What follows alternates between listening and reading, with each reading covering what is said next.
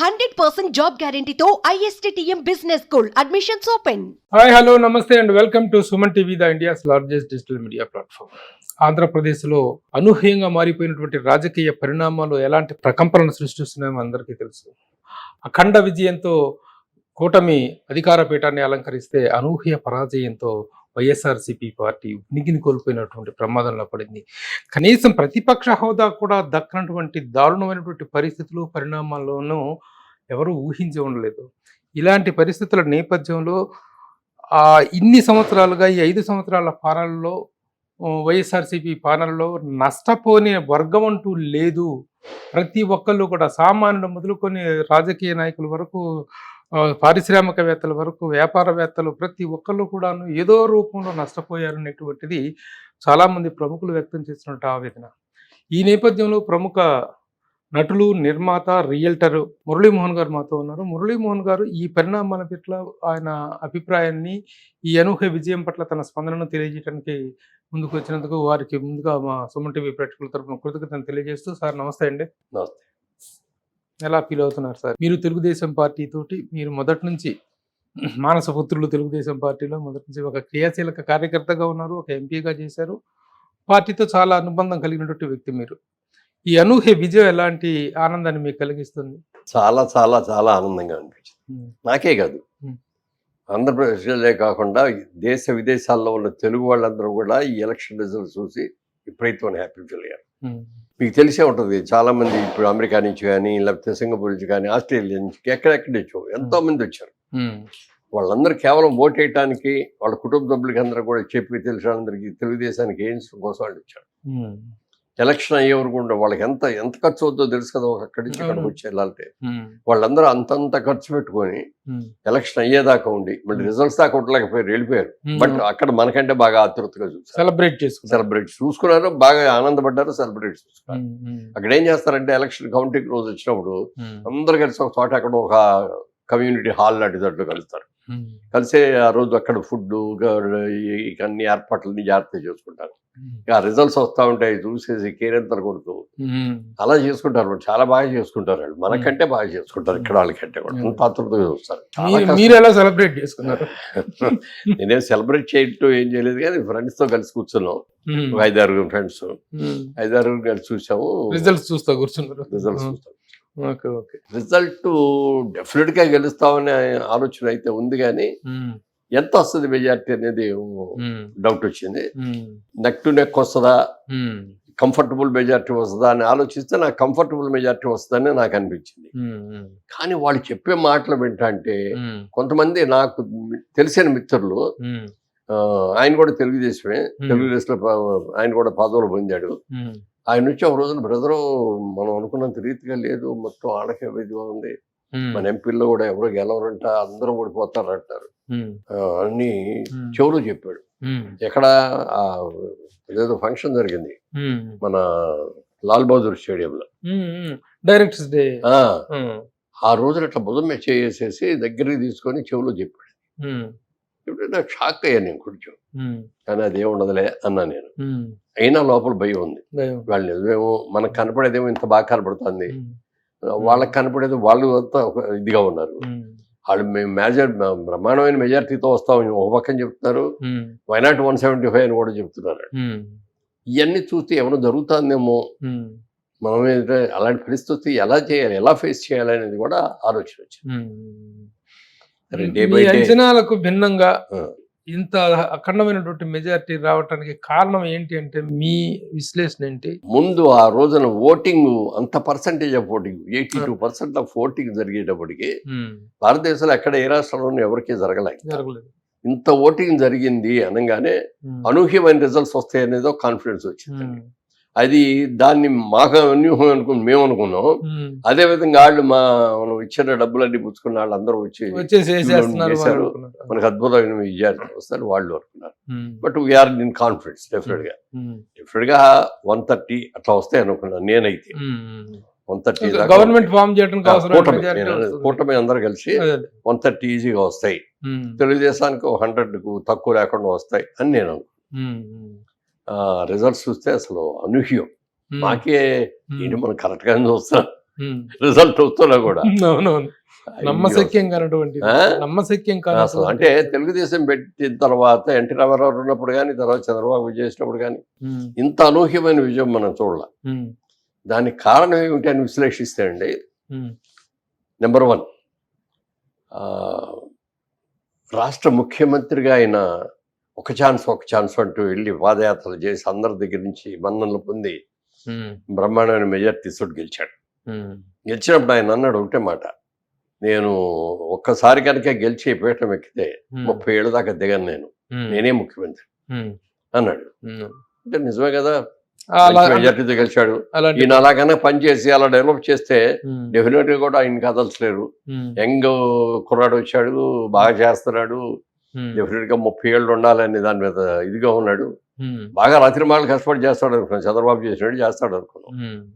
కానీ మొదటి రోజే అక్కడికి వచ్చి ఆ ప్రజావేదికని బుల్డోజర్స్ ప్రొక్లైనర్స్ తీసుకొచ్చి దాన్ని పగలగొట్టేసి అది చూస్తే అర్థమైపోయింది, ఇది కన్స్ట్రక్టివ్ యాక్టివిటీ కాదు, ఈ డిస్ట్రక్టివ్ మెంటాలిటీ అయింది అని అనిపించింది. ఎందుకంటే ఇప్పుడు లేటెస్ట్ కన్స్ట్రక్షన్స్ అని కూడా పెద్ద అపార్ట్మెంట్స్ కానీ పెద్ద ఆఫీస్ కాంప్లెక్స్ కానీ ఏ చేసినా కూడా ఐరన్ స్ట్రక్చర్స్ తోటి చేస్తాం మేము. తుర్కం సిమెంట్ పోల్స్ అవన్నీ పోసేవాళ్ళం. అలా కాకుండా ప్యాటర్న్ ఆఫ్ కన్స్ట్రక్షన్ మారిపోయింది.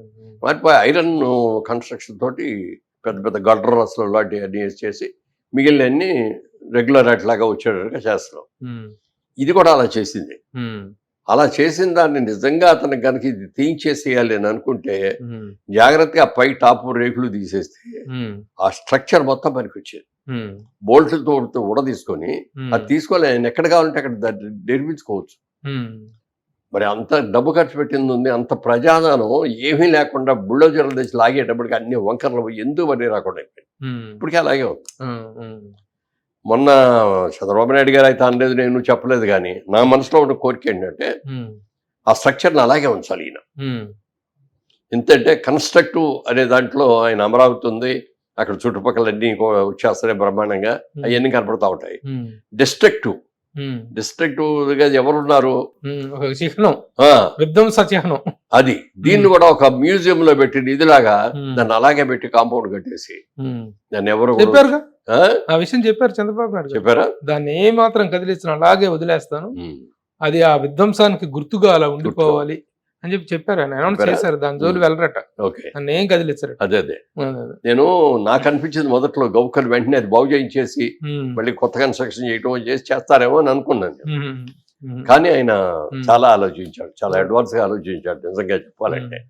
ఎందుకంటే చూసిన వాళ్ళకి కన్స్ట్రక్టివ్ గా చేసేవాడు, చూడు అమరావతి నగరాన్ని నిర్మించాడు, ఇక్కడ ఇన్ని బిల్డింగ్లు వచ్చి, ఇక్కడ అసెంబ్లీ వచ్చింది, ఇవన్నీ వచ్చిందని పొగుడుతా అంటే ఇంకో ముఖ్యమంత్రి వచ్చి ఏం చేశాడు అనే దానికి అక్కడ అది చిహ్నంగా ఉండిపోతుంది. కొత్తగా చూడటానికి అమరావతి అంటే ప్రపంచంలో ఎప్పుడైనా ఒక చిహ్నాలని, ఒక కట్టడాలని ఒక మాన్యుమెంటల్ గా మనం గుర్తుగా ఒకటి పరిరక్షించుకుంటూ ఉంటాం. కానీ జగన్మోహన్ రెడ్డి గారికి మాన్యుమెంట్, ఇది మాన్యుమెంట్ ఆఫ్ జగన్మోహన్ రెడ్డి అలా ఉండిపోతుందని ఆయన చెప్పారు. తర్వాత అలాగే అమరావతి అనేటువంటిది కూడా శిథిలమైపోయింది. పిచ్చి చెట్లు, పిచ్చి మొక్కలతో మొత్తం 33,000 ఎకరాల ఇదనేటువంటిది ఒక గొప్ప మహానగరాన్ని ఊహించుకుంటే ఒక మహా విధ్వంసాన్ని, మహా శ్మశానాన్ని మిగిల్చిన పరిస్థితి ఏర్పడింది. చూసారా దాన్ని? వెళ్ళారా మీరు? చూశాను.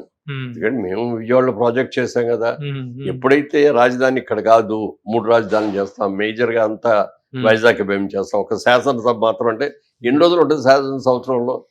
అంతేగా 30 రోజులు 40 రోజులు ఉంటుంది, అంతకంటే ఎక్కువ ఉండదు. 2 సార్లు ఉంటే కూడా 2 సంవత్సరం మొత్తం మీద కలిపినా కూడా ఒక 50 100 రోజులే సార్. 100 రోజులు కూడా ఉండదు. 100 రోజులు ఉండదు.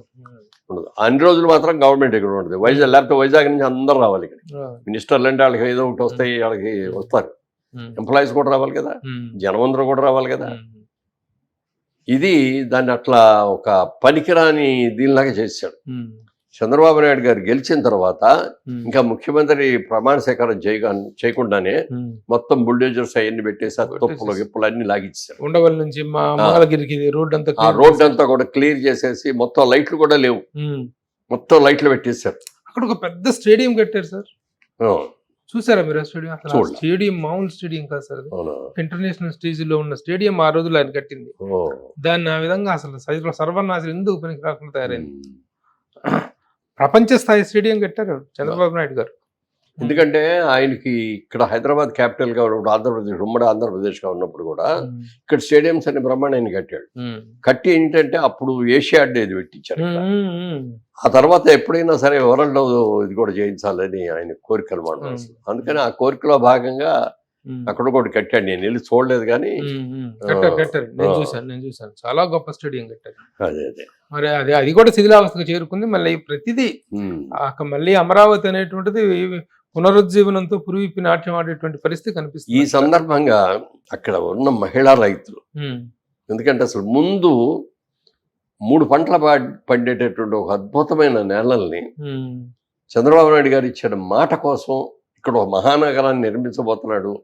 రేపు పొద్దున్న ఇదిగో ఈ హైకోర్టు మా పొలంలోనే మా ఊర్లోనే కట్టారు, మా పొలాల్లోనే కట్టారు అని రైతులు చెప్పుకోవడానికి వీలుగా ఉంటుంది. మనందరం కోఆపరేట్ చేయాలి అని చెప్పి చిన్న పెద్ద అనే రైతు లేకుండా ఎకరం అరెకరం ఉన్న రైతులు కూడా 33,000 ఎకరాలు ఇచ్చారంటే వరల్డ్లో రికార్డ్ ఎక్కడ లేదు. ఒక నోటి మాటతోటి ₹1 అడ్వాన్స్ ఇవ్వకుండా ఇచ్చారంటే డెవలప్మెంట్కి ఇచ్చారు. అది అంత అద్భుతంగా చేసిన వాళ్ళందరికీ హ్యాట్స్ ఆఫ్. అయితే ఈ జగన్మోహన్ రెడ్డి గారు వచ్చిన తర్వాత అమరావతి మార్పు అన్న రోజు నుంచి అక్కడ మహిళలందరూ కలిసి దాదాపు ఇప్పుడు 400-500 రోజులు ఎంతో వాళ్ళు చేశారు. అన్ని రోజులు కూడా గ్యాస్ స్టేషన్ చేసి సాలాట్లు చూసాం, చాలా మందిని చూసా కానీ 4 రోజులు చేసేసి వెళ్ళిపోతారు. ప్రపంచ పోరాటాల చరిత్రలో ఒక రికార్డు. అంత చేసిన మహిళల్ని, అది పైగా మహిళలు వాళ్ళు ఎంత హింస పెట్టారో, ఎన్ని ఇబ్బందులు పెట్టారో కూడా తెలుసు. అయినా సరే అన్నిటినీ భరించి వాళ్ళ రోజులు వాళ్ళ ముఖం చూస్తా అంటే, వాళ్ళ ఆనందం చూస్తా అంటే, అసలు ఈయన ఇంకా ప్రమాణ సేకరణ చేయకముందు ఆయన ఉన్న రెసిడెన్స్ దగ్గర నుంచి ఇక్కడికి వచ్చేది ఒక వేవ్ ఉంది. లైట్లు గీట్లు అన్ని తీసి చందాలు చేస్తే ముందు అవన్నీ వేసి చేసేటప్పటికి అవన్నీ చూసేసి మళ్ళీ అదిగో అమరావతి వెలిగిపోతుంది అని చెప్పి వాళ్ళందరూ అట్లా ఉత్సాహం కానీ, తర్వాత చంద్రబాబు వెళ్తా అంటే అందరూ కూడా డ్యాన్సులు చేసి పెద్ద పెద్దాళ్ళు ఎప్పుడు అట్లా డ్యాన్స్ చేసేవాళ్ళు కాదు. ఆ సంతోషాన్ని తట్టుకోలేక ఎంత బాగా చేశారు అసలు చెప్పడానికి. చాలా ప్రమాణ స్వీకరణకు మీరు వెళ్ళారు? వెళ్ళాలి. ఎందుకు వెళ్ళలేదంటే విపరీతంగా రెస్పాన్స్ వచ్చింది కదా. ఇన్ని సీట్లు వచ్చినప్పటికీ అన్ని చోట్ల నుంచి విపరీతంగా వచ్చేసారు. మనం వెళ్ళామంటే కారు ఎక్కడ ఇరుక్కుపోయిందంటే జనంలో ఇరుక్కుపోతాము, వర్షాకాలం పైగా అని చెప్పి వెళ్ళా. చాలా వైజ్ డిసిషన్ మీరు తీసుకున్నారు వెళ్ళకపోవటం. అదే ఎందుకంటే వెళ్ళిన వాళ్ళు చాలా మంది ఇబ్బందులు పడ్డారు. ఎందుకంటే ఇక్కడ మనం టీవీలో చూడగలం, చక్కగా క్లోజ్ రేంజ్ లో చూడగలం. క్లోజ్ తో అన్ని చక్కగా చూసాం కదా ఇంట్లో కూర్చొని.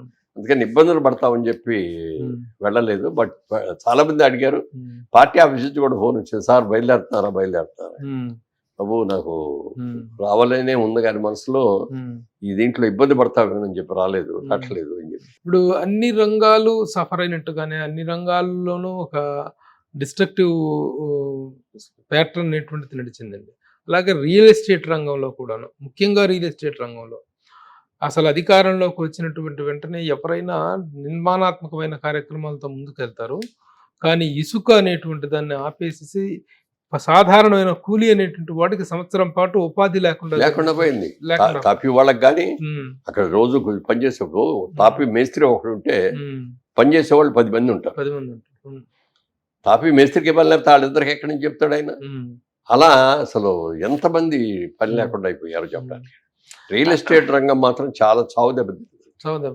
ఇప్పుడు మాలాంటి వాళ్ళందరూ కూడా మేమందరం హైదరాబాద్లో చేసుకుంటాం మేము, కానీ మన రాష్ట్రం సపరేట్ గా వచ్చింది, మన రాష్ట్రంలో మనం చెయ్యాలి, అక్కడ కూడా చేస్తే బాగుంటుంది, ఒక వైజాగ్ హైదరాబాద్ కు బాగుంటుంది అని చెప్పి అప్పుడు దాకా అక్కడికి వెళ్దామనే ఆలోచన లేక మనకు కొనలేదేవి. అప్పుడు ఎవరన్నా డెవలప్మెంట్కి ఇస్తారో అని చెప్పి ఒక ఆయన దగ్గరికి వెళ్ళి ఆయన డెవలప్మెంట్కి ఇస్తారంటే అది తీసుకుని దాంట్లో ప్రాజెక్ట్ చేసాం. మంచి ప్రాజెక్ట్ చేసాం. హైదరాబాద్లో ఏ స్టాండర్డ్లో కడతాం ఆ స్టాండర్డ్లో కట్టాం. అయితే ఎప్పుడైతే రాజధానిని 3 రాజధానులను మార్చేశారో అప్పుడు దాకా బిజినెస్ అయిపోతే అనుకున్న టైంలో కన్స్ట్రక్షన్ అయిపోవచ్చింది, ఈ బిజినెస్ వచ్చేస్తారు వరుసలో అనుకున్న దాంట్లో ఈ దేశం ఎప్పుడైతే వచ్చిందో మొత్తం స్టాప్. జగన్మోహన్ రెడ్డి గారు అమలు చేసిన ఇసుక పాలసీ అని, నిర్మాణ కార్యక్రమాలు, నిర్మాణ రంగం పట్ల ఆయన తీసుకున్నటువంటి నిర్ణయాలు ఎలాంటి పరిణామాలకు దారితీసినట్టు ఏం చెప్తారు మీకున్నటువంటి అనుభవంతో? ఎలాంటి అంటే అన్ని కూడా స్తంభించిపోయినాయి. ఇప్పుడు అప్పుడు దాకా కడదాం అనుకున్న ప్రాజెక్టులు కొన్ని ప్రాజెక్టులు అట్లా ఆపేశారు. కొత్త ప్రాజెక్టులు చేద్దాం అనుకునే వాళ్ళు అసలు రాకుండా అనేసారు. మాలాంటి వాళ్ళని కూడా ఎందుకంటే ఎంత కష్టమైనా ఎన్ని ఇబ్బందులు పడైనా సరే పూర్తి చేయాలి. మనం ఏ ప్రాజెక్ట్ అయినా కూడా సగంలో ఆపకూడదు. అది మొదటి నుంచి కూడా మాకు మా ఆలోచన అది. మొట్టమొదటి ఫస్ట్ ప్రాజెక్ట్ చేసినప్పుడు సిలికాన్ కమిటీ అప్పుడు కూడా ఇక్కడ లోకల్ వాళ్ళందరూ ఏమో ఊరు బయట కడుతున్నాడు, అక్కడ ఆటోలు కూడా దొరకవు ఊళ్ళో వాళ్ళు అన్నారు. అమెరికా లాంటి దగ్గరికి వెళ్ళి అక్కడ మార్కెటింగ్ చేసి ఇచ్చేస్తే కొద్ది రోజులు బాగా అయింది. తర్వాత ఎప్పుడైతే న్యూయార్క్ లో ఆ ఫ్లైట్ తోటి ఆ బిల్డింగ్ పగల కొట్టారు కదా, అది అయిన తర్వాత ఎవరికాళ్ళే వద్దు, మనం ఎక్కడికి వెళ్ళకూడదు, ఎన్ని లేనిపోయి ఏం జరుగుతున్నాయో తెలియదు, మనం ఇక్కడే ఉండాలి, జాగ్రత్తగా మన డబ్బులు ఇక్కడే దాచుకోవాలని చెప్పి ఎప్పుడైతే వాళ్ళందరూ అయిపోయారో బిజినెస్ ఆగిపోయింది. ఇక్కడ కన్స్ట్రక్షన్ ఆగకూడదు, ఎందుకంటే మన మీద నమ్మకంతో వచ్చారు, కొంతమంది కొన్నారు, ఇన్స్టాల్మెంట్స్ ఇచ్చారు. అప్పుడు ఏం చేయాలో తెలియక మెడ్రాస్ లో ఉన్న ఇల్లు అమ్మేసి తీసుకొచ్చారు. బాగా తక్కువ ధరకు అమ్మే, అప్పుడు డిమాండ్ లేదు అక్కడ, తక్కువ ధరకు అమ్మి తీసుకొచ్చి కంప్లీట్ చేశారు. అదే విధంగా విజయవాడ ప్రాజెక్ట్ కూడా ఆపలా. ఎన్నో ఇబ్బందులు పడ్డాం అనేది మేము మాకే తెలిసి బయట అక్కడ చెప్పం, కానీ అది కూడా కంప్లీట్గా ఫినిష్ చేసాం. అంటే డైరెక్ట్గా వెళ్ళిపోయి ఎంటర్ అయిపోతాడు, అంత ఫినిష్ చేసాం. లోపల గార్డెన్స్ కానీ, పార్క్స్ కానీ, స్విమ్మింగ్ పూల్స్ కానీ, జిమ్లు కానీ, అన్ని ఎవ్రీథింగ్ అంత బాగా చేసి ఇప్పుడు వస్తున్నారు. పగ, ప్రతీకారం, పథకాలు, ఈ మూడే లక్ష్యాలుగా తన పరిపాలన సాగిందని చేస్తున్నటువంటి విమర్శ అండి. నిజంగా ఈ మూడే ఆయన పతనానికి కారణమైన వైఎస్ఆర్సీపీ పతనానికి నేను ఒకే ఒక మాట చెప్పదలుచుకున్నానండి.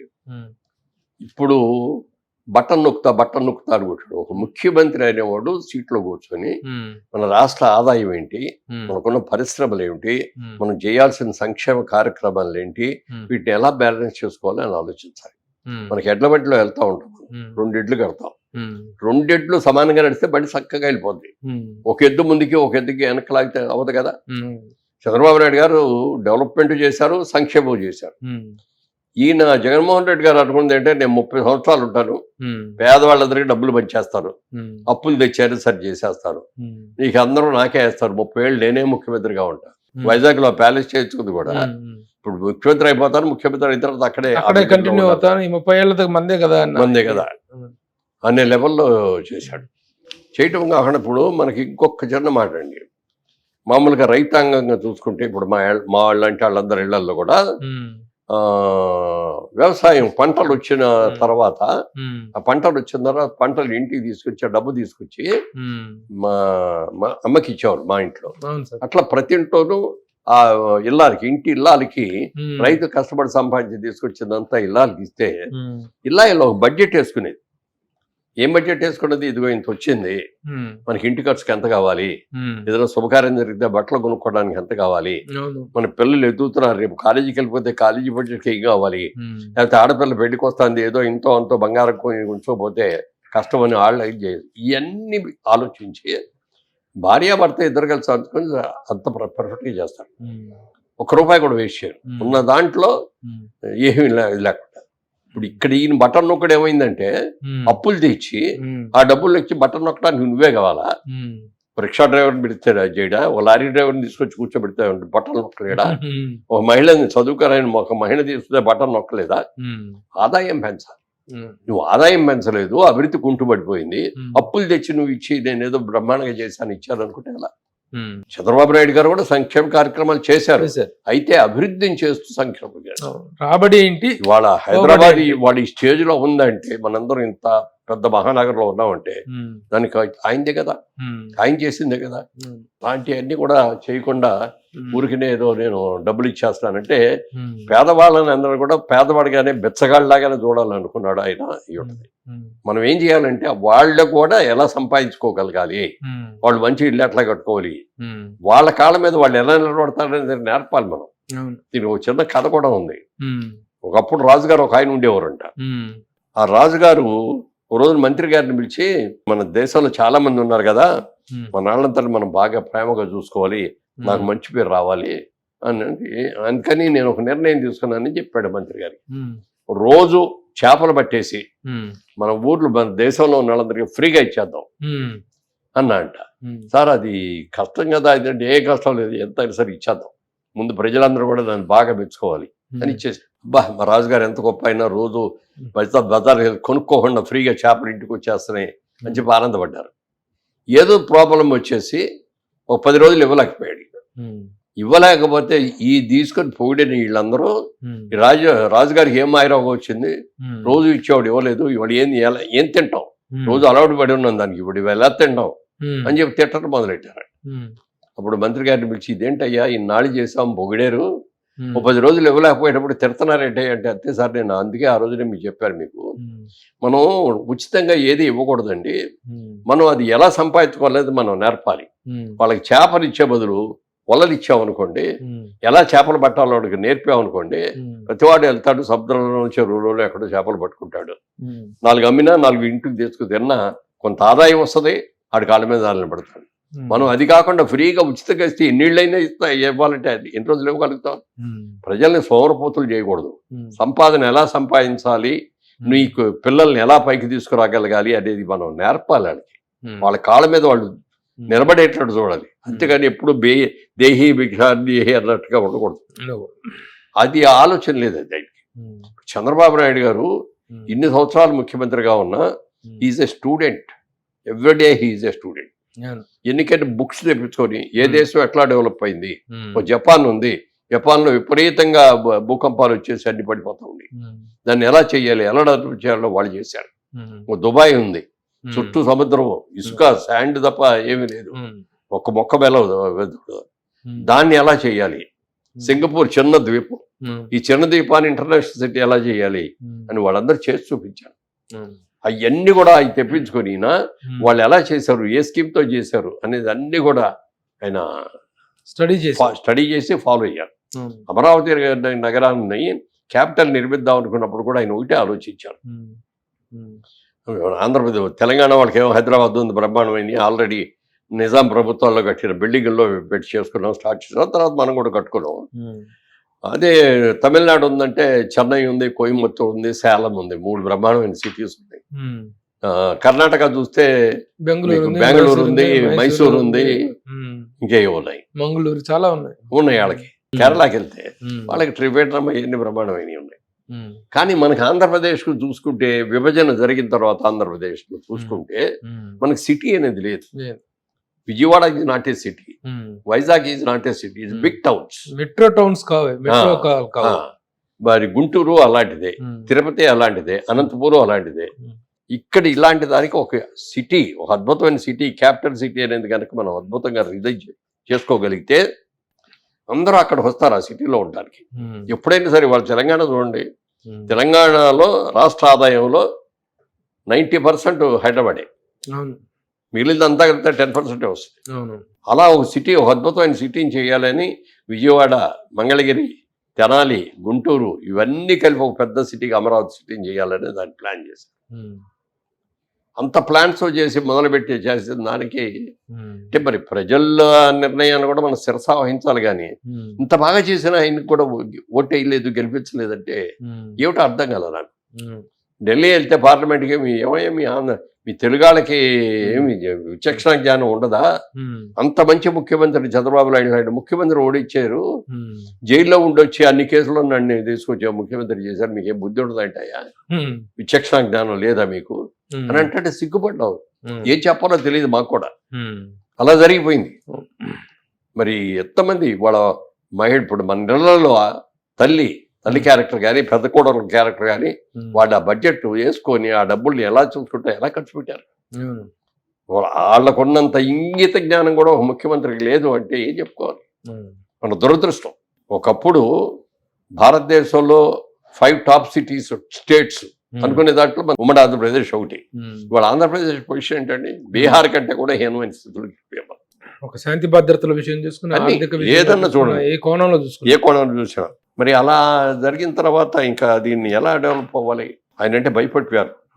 ఎందుకు భయపడిపోయారంటే ఇతర పార్టీల వాళ్ళు ఉండకూడదు అని చెప్పి వాళ్ళందరూ కొట్టడం, వాళ్ళ మీద కేసులు పెట్టడం. ఒక్కసారి పరిణామాలన్నీ కనుక ఊహించుకున్నట్లయితే ఆ డాక్టర్ సుధాకర్ ని దారుణంగా ఏం అడిగాడు పాప ఆ డాక్టర్? మాస్క్. ఇప్పుడు మాస్క్ మాకు ఏదో M90 ఏదో ఉంటుంది, దాని పేరు గుర్తులేదు నాకు, S90 N91 అది కావాలండి. మేము కరోనాలో మేమందరం ఇంత చేస్తున్నాం, ఇంత పేషెంట్స్ మధ్యలో ఉంటున్నాం, కనీసం మాకు ఆ మాస్కులు కావాలండి అని అడిగితే ఎలా కొట్టారండి? నడి నడి రోడ్డు రోడ్డు మీద మీద చేతులు చేతులు ఇరగ వెనక్కి కట్టేసి చొక్కా తీసేసి దుర్మార్గం. హింస.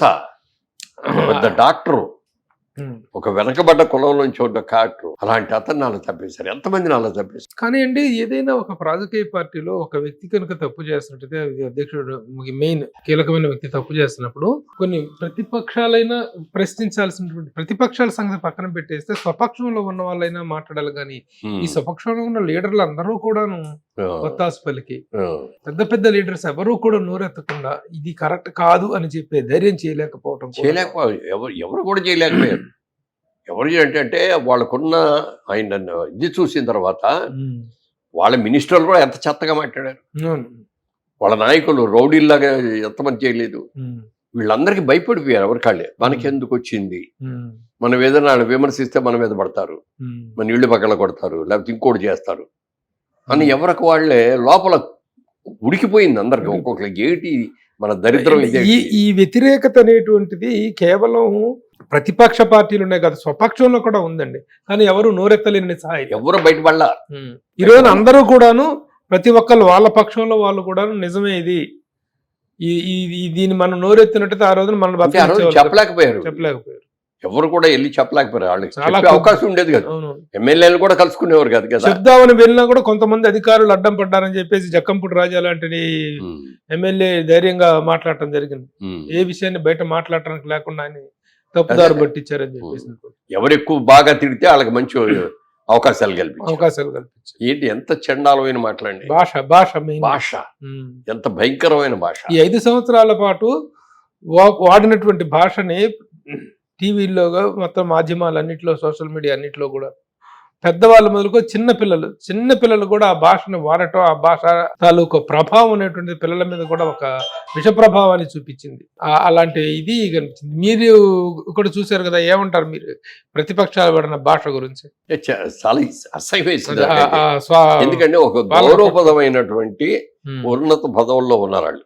అంటే మా అందరికి మా తాలూకా అంతా మా కాన్స్టిట్యున్సీ అంతటికీ గొప్పని ఓట్లు వేసి గెలిపించుకున్నాం. మన కాన్స్టిట్యున్సీ అతను మనందరం మనం తప్పులు చేస్తే దిద్దాల్సింది పోయి వాడే తప్పులు చేస్తే ఎంపీ అనేవాడు 7 కాన్స్టిట్యున్సీకి నాయకుడు. మన సమస్యలన్నిటి కూడా ఢిల్లీలో కూర్చొని, పార్లమెంట్లో కూర్చొని, అక్కడ కేంద్ర మంత్రులు కూర్చొని మనకు కావాల్సిన తెచ్చుకొని చేసుకోవచ్చు. వీళ్ళందరూ ఎవడే లేడండి. ఎవడికాడ సొంత లాభాలు ఏంటి, మనకి ఏంటి సంపాదించుకోవడం, అయ్యే లోపల ఎంత సంపాదించాలి, ఎంత అమ్ముకోవాలి, లేకపోతే ఎంత మట్టి దవ్వుకొని అమ్మేసుకోవాలి, ఎన్ని కాంట్రాక్టుల్లో లాభాలు పెట్టుకొని, ఏది 1 లక్ష రూపాయలు అయ్యే కాంట్రాక్ట్ని 2 లక్షలు 3 లక్షలకి ఇచ్చారు. అందులో డబ్బు తీసుకొని ఇటు చేసుకోవడం. అలాగే ఇప్పుడు ఎన్నో చోట్ల బ్యాంకుల నుంచి తాకట్లు పెట్టి వడ్డీకి తెచ్చారు కదా డబ్బు. ఏది పేదవాళ్ళందరూ కూడా ఈ సంక్షేమ కార్యక్రమాల కోసం, పథకాల కోసం ఆ డబ్బులు కూడా సరిగ్గా ఇవ్వలేదు. సగం తినేశారు ఆ డబ్బులు కూడా. ముఖ్యమంత్రి గారి లెవెల్లోనే సగం వెళ్ళిపోయింది. ఇక పంచేవాడు కూడా సగం.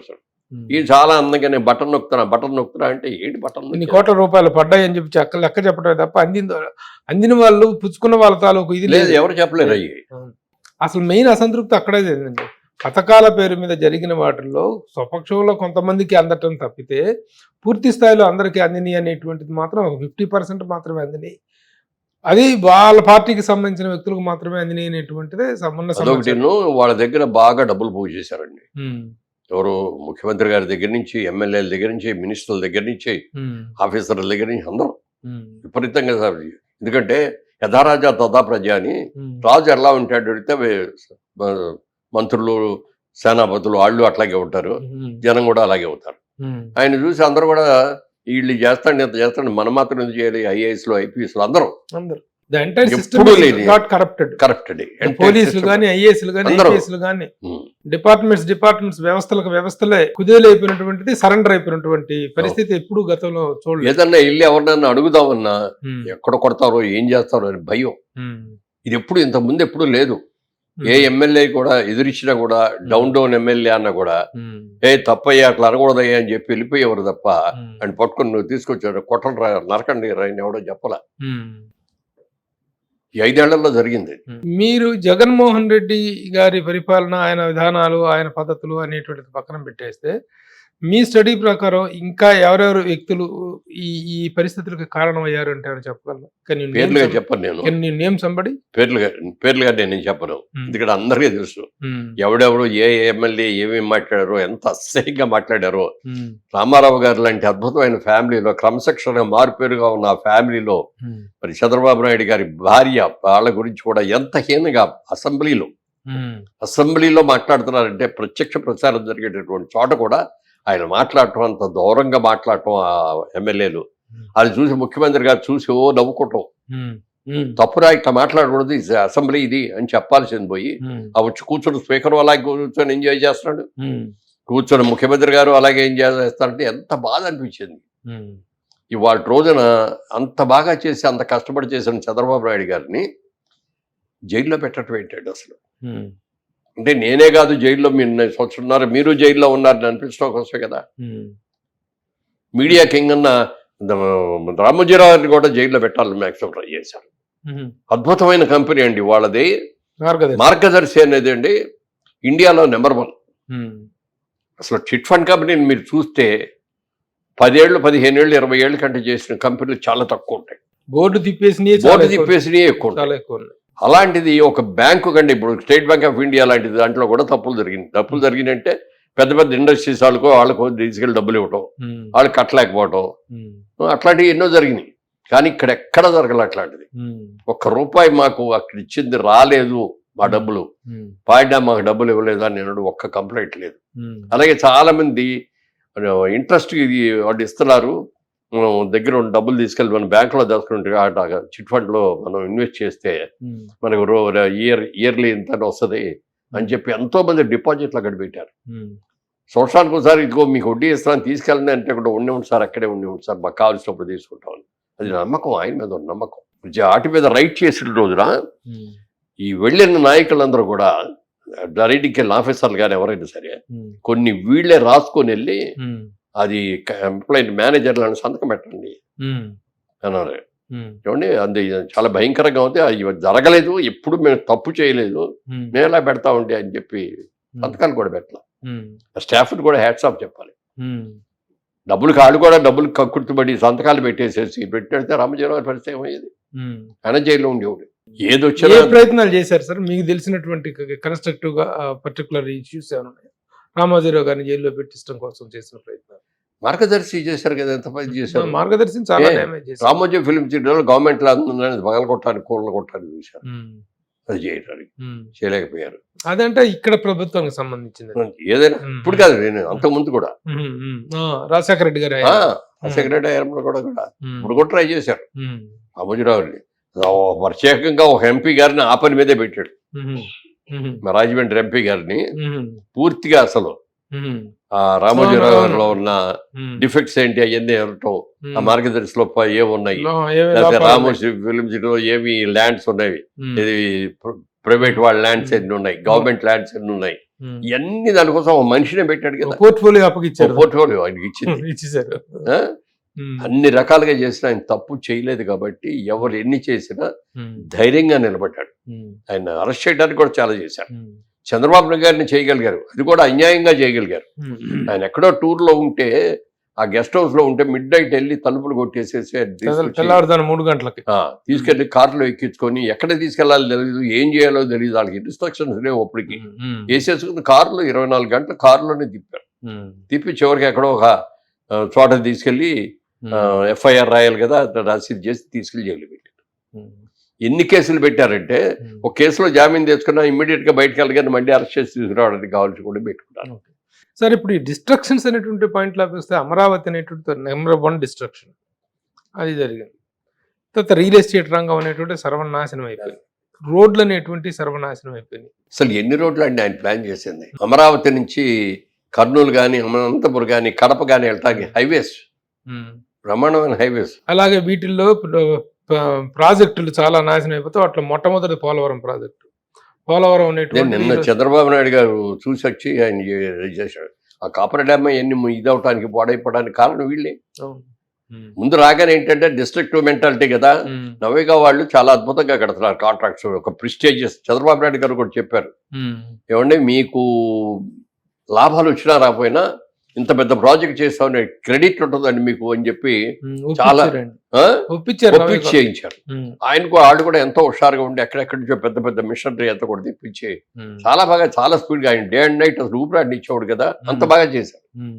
ఎప్పుడైతే ఆ గవర్నమెంట్ వచ్చిందో ఈ కాంట్రాక్టర్ని ఎందుకు ఉంచాలి, నేను తీసేయాలి అని చెప్పి అదేమిటి అంటే మీరందరూ కలిసి రివర్స్ టెండరింగ్ అని ఏం చేశారు, దాన్ని ఇప్పుడు మళ్ళీ మేము తగ్గించి డబ్బు సేవ్ చేస్తామని చెప్పి తగ్గించి వేసేటట్టు చేశారు. ఏం చేశారు, దానికి ఎంత అనుభవం కావాలి, ఎంత ఎక్విప్మెంట్ కావాలి, ఎంత కమిట్మెంట్ కావాలి, అవి ఏమీ లేకుండా చేశారు.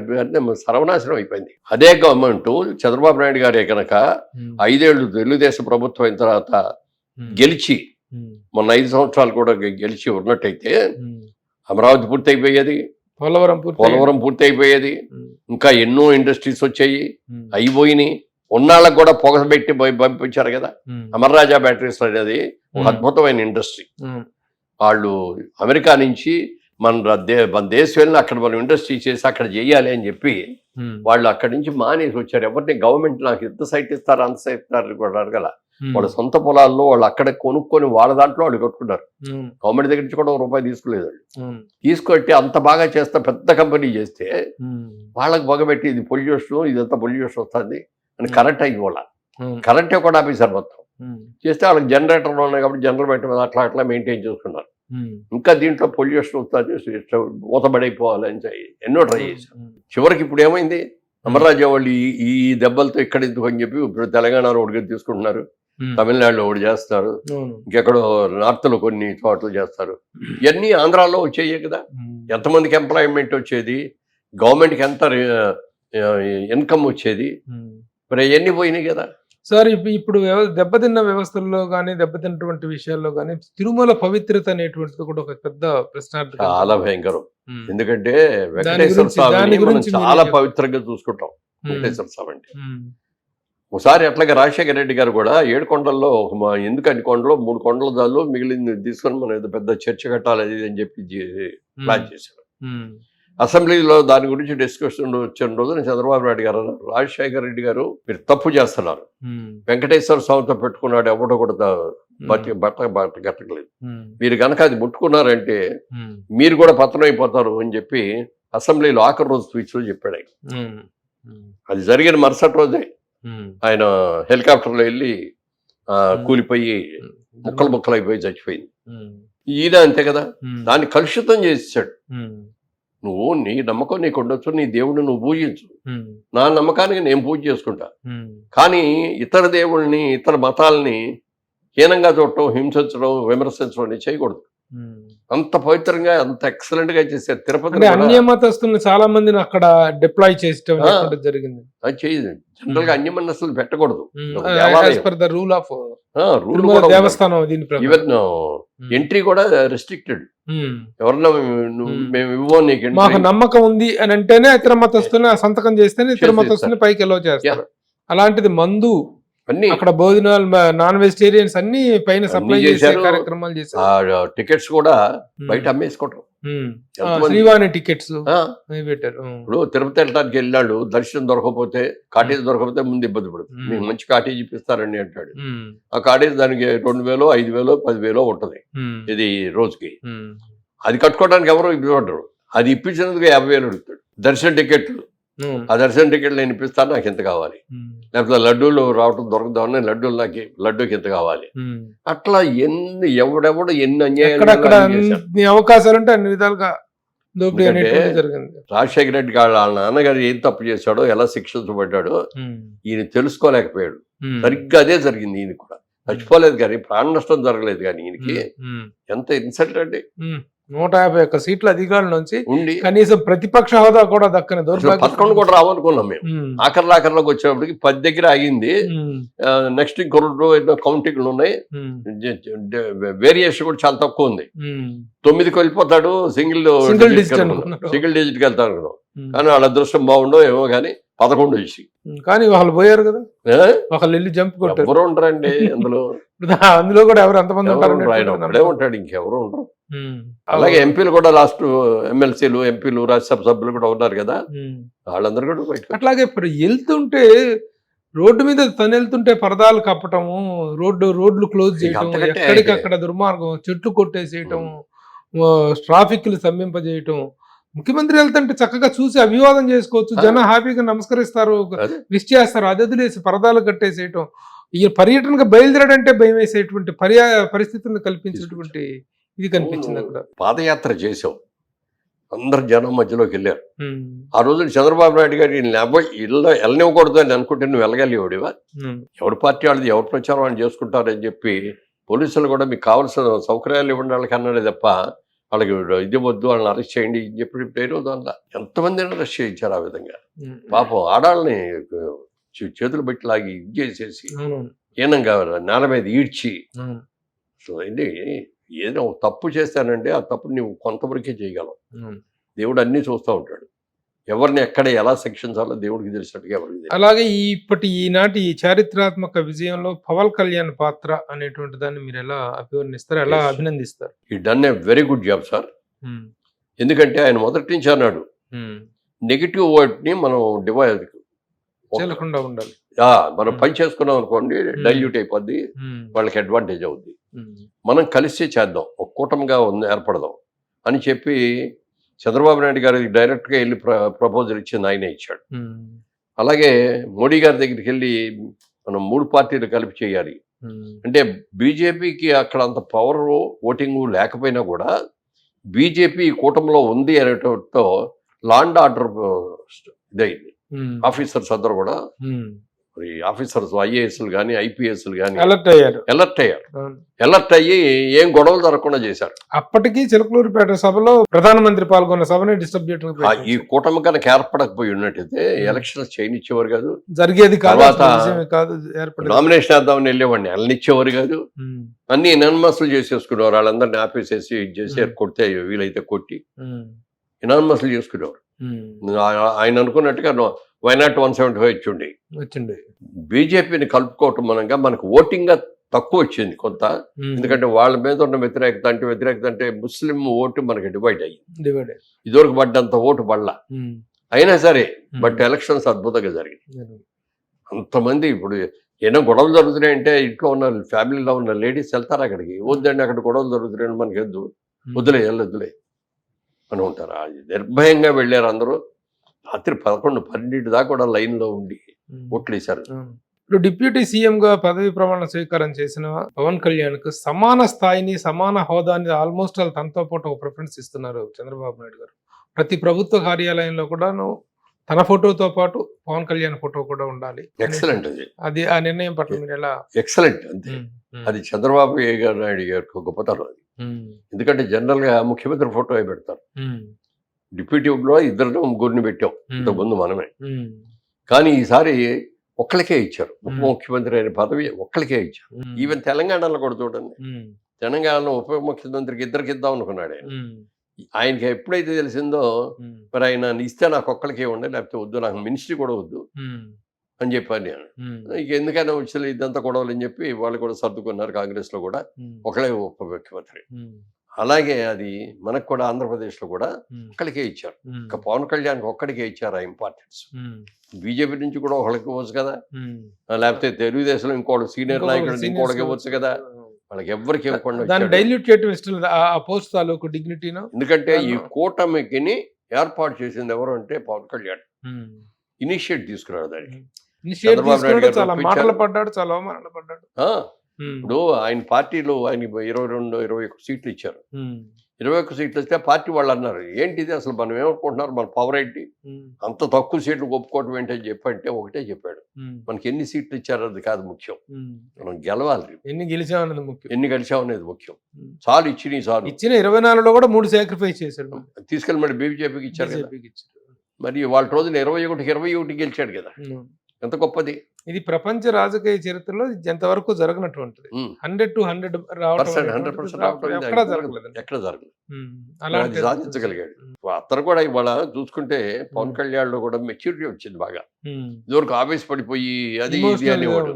ఇప్పుడు మీరు ఈ మధ్యకాలంలో ఎలక్షన్ల ముందు మాట్లాడినవి చూస్తే చాలా సింపుల్ గా, చాలా పద్ధతిగా, ఇప్పుడు న్యాయంగా మరి అతనుకున్న ఎమోషన్కి గవర్నమెంట్లోకి వచ్చిన తర్వాత చాలా మంది మీద ప్రతీకారం తీర్చుకోవచ్చు కదా, ఆయన తీర్చుకోవట్లేదు, చంద్రబాబు నాయుడు గారు తీర్చుకోవచ్చు. బట్ ఆఫీసర్స్ మాత్రం కొంతమందిని వాళ్ళు ఎలా చేశారనే దానికి చూసి సఫర్ అయ్యి అలాంటి వాళ్ళు మాత్రం పక్కన పెడుతున్నారు. లోకేష్ రెడ్ బుక్ మీద మీ అభిప్రాయం ఏంటి? అది నిజంగా ఆ రోజున ఎట్లా అంటున్నాడు ఏంటో అని అనుకున్నాం మేము. ఆ రెడ్ బుక్ అన్నది వచ్చిన తర్వాత యూత్ లో గానీ జనం నుంచి కూడా ఎంత క్రేజ్ వచ్చిందో చెప్పడానికి లేదు. ఇద్దరు ఆ నాయకుడు అంటే ఇట్లా ఉండాలి, ఇలా బెదిరించాలి. చంద్రబాబు నాయుడు గారు అన్ని కూడా చాలా సాఫ్ట్ గా, చాలా మర్యాదగా, చాలా పద్ధతిగానే ఉంటాడు. మరి యువరక్తం కదా ఇది. జాగ్రత్త, నేను అందరిని చూస్తాను, మిమ్మల్ని అందరినీ కూడా రెడ్ బుక్ లో రాసుకుంటున్నా, మీ అందరు అంతు చూస్తామని చెప్పి అన్నదాన్ని శభాష్రా అన్నారు జనం. ఇప్పుడు చాలా విచిత్రమైనటువంటి, చాలా అభినందనీయమైనటువంటి పరిణామం ఏంటంటే, ప్యాకేజ్ స్టార్ అని, ఫ్యామిలీ స్టార్ అని, పిల్లలు ఎక్కువ అని, పిల్లల విషయం, వ్యక్తిగత విషయము, తర్వాత వీకెండ్ స్టార్ అని ప్యాకేజీ తీసుకుని రకరకాలుగా పవన్ కళ్యాణ్ విమర్శిస్తే వీటన్నిటికీ ఒక చంపపెట్టు లాంటి సమాధానంగా అతను ఒక అద్భుత విజయాన్ని సాధించారు. అలాగే పప్పు అని లోకేష్ని పప్పు పేరే పప్పు, ఆ విధంగా అతన్ని దారుణంగా అవమానించారు. కానీ వీళ్ళిద్దరూ ఇంత పవర్ఫుల్ గా ఎమర్జ్ అవ్వటం అనేటువంటి దాన్ని మీరు ఎలా చూస్తారు? ఎక్సలెంట్ అండి ఆ విషయం. మరి అది ఆ గొప్పతనం లోకేష్ లో ఉందా, ఏంటి మన చంద్రబాబు నాయుడు గారిలో ఉందా, లోకేష్ లో ఉందా అనేది మనం చెప్పలేం. కానీ బట్ ఎవ్రీబడి వాళ్ళ లిమిట్స్ లో ఎలా ఉండాలి, ఎలా చెయ్యాలి, మనం కూటమిని ఎలా స్ట్రెంగ్తన్ చేసుకోవాలి అనేది ముగ్గురు కూడా చాలా ఇదిగా చేశారు. మోడీ గారు అసలు ఒకప్పటి లోకేష్ కి ఇప్పుడు మాట్లాడుతున్న లోకేష్ కి సంబంధం లేదు. ఎంత ఫైర్ బ్రాండ్ గా మాట్లాడుతున్నాడో, ఎంత మెచ్యూరిటీగా మాట్లాడుతున్నాడో, అతనికి పప్పు అని పెట్టిన వాళ్ళందరికీ ఇప్పుడు మొహం ఇప్పుడు ఎక్కడ పెట్టుకుంటారు అనేటువంటి అర్థం కావట్లేదు. నిజంగా చాలా డైనమిక్ గా తయారవుతాను. అసలు అంతకుముందు కొంచెం లావుగా, ఇది పర్సనాలిటీ కూడా హీరోయిన్ పర్సనాలిటీ లాగా తయారైపోయింది. చేసిన తర్వాత ఎంత ట్రిమ్ అయిపోయాడు మనిషి. పాదయాత్ర చేయటం వాళ్ళ పరిచయాలు విపరీతంగా పెరిగినాయి. జనాన్ని వెళ్ళి చూశాడు, జనాల కష్టాలేంటి చూశారు, వాళ్ళు ఏ పరిస్థితిలో ఉన్నాడో చూసి వచ్చాడు. అదే పాదయాత్రలో బిగినింగ్ లోనే తారక రత్న చనిపోవటం అనేది ఒక దురదృష్టకర సంఘటన అయితే దాన్ని కూడాను చాలా విమర్శల పాలు చేశారు. దాన్ని కూడా దీనికి ఐరన్ లెగ్ అని, ఈ పాదయాత్ర సాగదని, ఇదని చెప్పేసి ఫస్ట్ డోస్ నుండి మోరల్ గా ఒక దెబ్బ కొట్టడం జరిగింది. అయినా సరే ఈ కంటిన్యూడ్ చేశాడు. చాలా కష్టాలు పెట్టారు వాళ్ళని. పర్మిషన్ పర్మిషన్ లేదంటావు, పోలీసు వాళ్ళు పర్మిషన్ లేదంటావు, రానివ్వకుండా ఆఫ్ చేసి. మీరందరూ పాదయాత్ర చేసినప్పుడు చంద్రబాబు నాయుడు ఏమన్నా ఇప్పుడు ఆపాడ మిమ్మల్ని? వాళ్ళు ఇవ్వబట్టే కదా మీరు ఇల్లు తిరగలిగారు. మీరు అది ఏళ్ళ దగ్గరకు వచ్చినప్పుడు మీకేంటి, మీకు భయం ఉండి మీకు తిరిగేస్తే ఏదో వచ్చేస్తుంది, మనకి దెబ్బతిపడిపోతాం అని అనుకొని ఫీల్ అయ్యి కదా ఇచ్చేసింది. ఎన్ని అడ్డంకులు చేయాలని చేశారు. అలాగే అమరావతి రైతులు తిరుపతి దేవుడి దగ్గరికి వెళ్ళి దర్శనం చేసుకొని చెప్పి రావాలని చెప్పి పాదయాత్రకు వెళ్తాడు. వాళ్ళని ఎన్ని ఇబ్బందులు పెట్టారు. సత్రంలు ఇచ్చేవారు కాదు, హోటల్స్ ఇచ్చేవారు కదా, వాళ్ళు ఎక్కడే ఎంటర్ అవ్వని ఇచ్చేవారు కాదు. రాత్రి మహిళలు ఎక్కడ పడుకున్నారో ఏమున్నారో పాపం. ఆడాళ్ళు, మహిళలు ఎప్పుడు ఇంట్లో బయటికి రాని ఆడాళ్ళు కూడా ఎంత బాధలు పడ్డారు. ఎంత చక్కగా అనుకున్న దాన్ని సాధించడానికి అమరావతి రైతులు తీసుకున్నటువంటి నిర్ణయం కానీ ఎక్సలెంట్. అట్లాగే పవన్ కళ్యాణ్ మీద వ్యక్తిగతంగా విమర్శలు చేసి అతని ఫ్యామిలీని ఇచ్చేయటం అనేటువంటి దాన్ని మీరు ఒక ఫిలిం పర్సనల్ గా ఎలా మీరు చూస్తారు? దాని పట్ల మీ విశ్లేషణ ఏంటి? అతను వ్యక్తిగతంగా విమర్శించారు కదా, అతనికి ఏ ప్రాబ్లమ్స్ వచ్చినాయి, డైవర్స్ చేసుకొని మరి రెండోది పెళ్లి చేసుకున్నాడు. కానీ 3 పెళ్లిళ్ళు అంటే ముగ్గురు పిల్లలతో తిరిగాడు అయినా లేదు కదా. ఇల్లీగల్ గా అయ్యేవి లేవు కదా. నీతిగా చేసుకున్నాడు, డైవర్స్ తీసుకున్నాడు, మళ్ళీ పెళ్లి చేసుకున్నాడు. పడలేదు, ఏదో విడిపోయారు. ఎంతమందికి విడిపోవట్లేదు ఇప్పుడు. అంటే దాన్ని తీసుకొని పెద్ద హైలైట్ చేసి ఇప్పుడు చేస్తే దాని ద్వారా కూడా లబ్ధి పొందాలనుకుంటే అది కూడా ఒక ఇది అయిపోయింది. నెగిటివ్ వచ్చినప్పుడు అన్ని నెగిటివ్ వస్తాయి వాళ్ళకి, పాజిటివ్ వచ్చినప్పుడు అన్ని పాజిటివ్ అవుతాయి. నిజంగా ఎలక్షన్ అయిన తర్వాత ఎవరికాళ్ళు ఆళ్ళు అనుకున్నారో మేము అనుకున్నాం. 82% పోలింగ్ అయింది, గ్రాండ్ గా ఉంటుంది, మనమే గెలిచేస్తామని మేము అట్లా అనుకున్నాము. వాళ్ళు అలాగే అనుకున్నారు. చివరికి లోపల గుండె కొట్టుకుంటానే ఉంది, అవుద్దా లేదా అని. చివరికి ఆ రోజు వచ్చింది, అద్భుతంగా వచ్చి చూసేటప్పుడు అప్పుడు అనిపించింది సైలెంట్ ఓటింగ్ జరిగింది. ఎవరు కూడా ఓటేసి వచ్చిన నేను పలానా పార్టీకి ఓటేసానని ఎవరు బయట చెప్పాలి. వైలెన్స్ అగెనిస్ట్ గా సైలెంట్ ఓటింగ్ జరిగింది. అబ్బా ఇది కరెక్ట్. వైలెంట్ కి అగెనిస్ట్ గా సైలెంట్ ఓటింగ్. మెగా ఫ్యామిలీలో ఆ రోజున పవన్ కళ్యాణ్ గారు ఆ ఇంటికి వచ్చిన రోజున మీరు చూసే ఉంటారు ఆ వీడియో. సాక్షాత్తు దేశ ప్రధాని మోడీ గారు ఆ వీడియో చూసి మీ ఫ్యామిలీ బాండింగ్ చాలా గొప్పగా ఉంది, ఐ లైక్ ఇట్ అని చెప్పేసి ఆ సభలో మొన్న ఆ అన్నదమ్ములు రోజు సభలో ఉమ్, అన్నయ్య వచ్చారా అని అడిగాడు. ఉమ్, ఇక్కడే కూర్చున్నారంటే ఏం చెప్పండి, పద పద పద అని చెప్పి చేయించుకొని వెళ్ళి తీసుకొని వెళ్ళి వేసుకొని వాళ్ళు ముగ్గురు కలిసి ఇట్లా చేతులు కలుపుకొని ఇట్లా చేసి ఉమ్. ఆయన్ని అభినందించి ఈయన్ని అభినందించి ఆయన కూడా ఇక ఆ అసలు, స్టిల్ కొన్ని కోట్ల మంది ఫోన్స్ లో డిపి అయింది. ఆ, ఆ స్టిల్ పైగా చిరంజీవి గారు అది ఆనందాన్ని తట్టుకోలేక పవన్ కళ్యాణ్ ఇట్లా బొగ్గు చెంప- పెట్టి ఇట్లా చెంప అంటే ఆ నిమురుతున్నాడు. సీన్ చూస్తేనండి అందరూ కూడా ఆహా అనిపించింది మా అందరూ కూడా. మీ కళ్ళు కూడా చెమరుస్తున్నాయి. అసలు wonderful scene, wonderful scene. Bonding, family bonding లో కానీ అంటే వాళ్ళు ఫ్యామిలీ అందరూ కూడా చాలా బాగుంటారండి. పెద్ద ఫ్యామిలీ అయిపోయింది కదా వాళ్ళది కూడా. అవును. అది చిరంజీవి గారు ఎంత గొప్ప, సురేష్ గారు కూడా అంతే గొప్ప. అందరినీ అట్లాగే కూడా ఈ రోజున కలుపుకొని కంపారిటివ్ గా కూడా మాట్లాడుతున్నారు.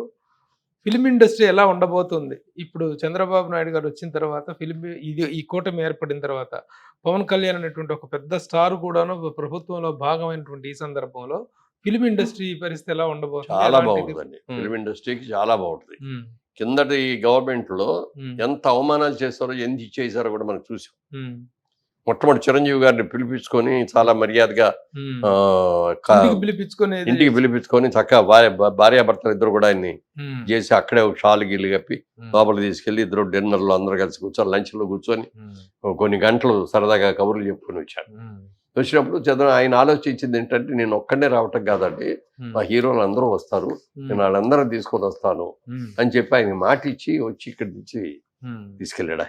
ఉమ్. అంతమంది హీరోలు తీసుకొని వెళ్తే లోపలికి ఎంట్రీ లేదు. ఒక 1/2 కిలోమీటర్ పైన నడిపించారు. అక్కడ ఊరు కాంపౌండ్ అవుట్ అక్కడ బయట అక్కడ వరకు కార్లు రావాలి. సినిమా ఆర్టిస్టులే అంత పెద్ద హీరోల్ని వదలాలి కదా. అది ఎంత అక్కడే ఇన్సల్ట్ ఫీల్ అయిపోయారు. ఏంట్రా ఇది అని ఇన్సల్ట్ అయ్యారు. అయినా మనం కలవటానికి వచ్చాం అని చెప్పి వెళ్ళగానే పోనీ రిసీవ్ చేసుకున్నాడు బయటకు పోయి. ఎవరిని రిసీవ్ చేసుకోలేదు. అలా తీసుకెళ్ళి ఆ రూమ్ లో కూర్చోబెట్టన్నారు. అక్కడ రూమ్ లో కూర్చున్నాడు. పావు గంట అయింది, అరగంట అయింది, గంటకో ఎప్పుడు వచ్చాడు. ఇక్కడ పోనీ ఏమన్నా లోపల ఏమన్నా పాటు పడతా అంటే ఏమన్నా కౌరు చెప్పడం కూర్చోడు. కావాలని చేశాడు. పాపం చిరంజీవి గారు ఒక పెద్ద మనిషిగా దండం పెట్టి చేతులు జోడించి అడగటానికి నిజంగా ఆయనంత కింద దిగజారి చెప్పాల్సిన అవసరం లేదు ఆయన.